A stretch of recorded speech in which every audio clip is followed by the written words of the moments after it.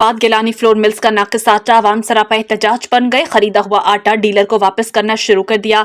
आवाम घरों में नाकिस आटे की पकी हुई रोटियां लेकर मीडिया के पास पहुंच गए। अंजुमन ताजरान कुलिया बाजार के आटा डीलर भी सर पकड़ कर बैठ गए। कुलिया बाजार के आटा डीलर अरशद खान, राजा आसिफ, राजा नसीर और सारिफीन फुरकान अहमद, राजा सबीर खान, परवेज ज्ञानी, आतिफ अवान, आकिब अवान और दीगर ने बताया कि कोहाला गिलानी फ्लोर मिल्स का आटा इंतहाई नाकिस और बदबूदार है।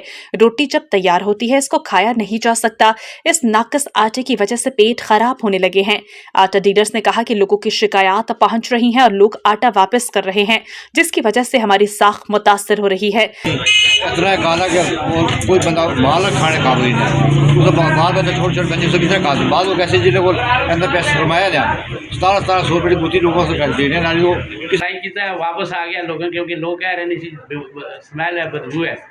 मुतलका काम इंस्पैक्टर साहब को मुतला किया उन्हें है जो आटा खराब है वापस ले आओ। जी भाई, आपका बहुत शुक्रिया, आप हमारे पास आए हैं। लेकिन कोहाले मिल का जो आटा है जो हम इस्तेमाल करते हैं उससे बदबू आ रही है और काला है। लोगों ने जो लेके गए थे उन्होंने सब ने वापस कर दिया है। हमारी सेक्रेटरी खुराक से दरख्वास्त है कि वो इसकी चेकिंग करें। गिलानी मिल कोहाला का आटा लेकर गए घर जो इंतहाई नाकस और जिससे अंदर से बू आ रही है जो खाने के काबिल नहीं है। और रहीम, मैं कोहाला मिल से आटा जो लेके आया हूँ इंतहाई नाकस और ख़राब और बदबूदार है।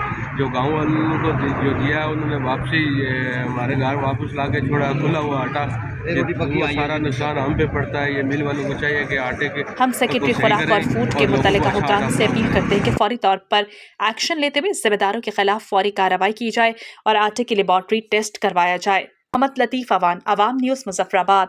आज़ाद